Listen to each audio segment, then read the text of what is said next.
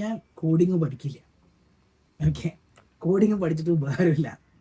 ഞാൻ എന്ത് ചെയ്യുന്നു വിചാരിച്ചു കഴിഞ്ഞാൽ പ്രോഗ്രാമിങ്ങിൻ്റെ കൺസെപ്റ്റുകൾ ഞാൻ പഠിക്കും. പ്രോഗ്രാമിൻ്റെ കൺസെപ്റ്റ് എന്ന് പറഞ്ഞാൽ എന്താണ് ഒരു ക്ലാസ്, എന്താണ് ഒരു ഫംഗ്ഷൻ, എന്താണ് പ്രോബ്ലം സോൾവിങ്, എന്താണ്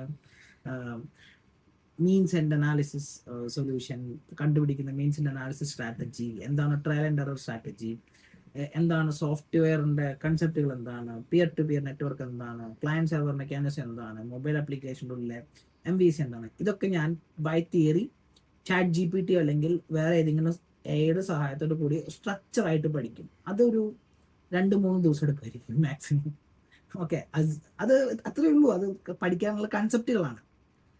പിന്നെ ഞാൻ പ്രോഗ്രാമിൻ്റെ കുറച്ച് റൂൾസ് പഠിക്കും. ഇപ്പോൾ പൈത്തണിൽ എഴുതുമ്പോൾ ഒരു സെറ്റ് ഓഫ് റൂൾസ് ഉണ്ട്, ഡാറ്റ എഴുതുമ്പോൾ അല്ലെങ്കിൽ ഫ്ലട്ടറിൽ എഴുതുമ്പോൾ ഒരു സെറ്റ് ഓഫ് റൂൾസ് ഉണ്ട്.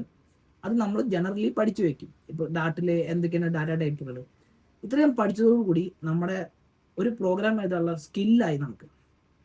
പിന്നെ നമ്മൾ എയുടെ സഹായത്തോടു കൂടി ആപ്പുകൾ ഉണ്ടാക്കുക, ഓരോ ആപ്പുകൾ സാമ്പിൾ ആപ്പുകൾ ഉണ്ടാക്കി നോക്കുക. അങ്ങനെ ഉണ്ടാക്കി നോക്കിയിട്ടാണ് നമ്മളൊരു ഒരു പ്രോഗ്രാമറായി മാറുന്നത്. I will never learn to be a coder.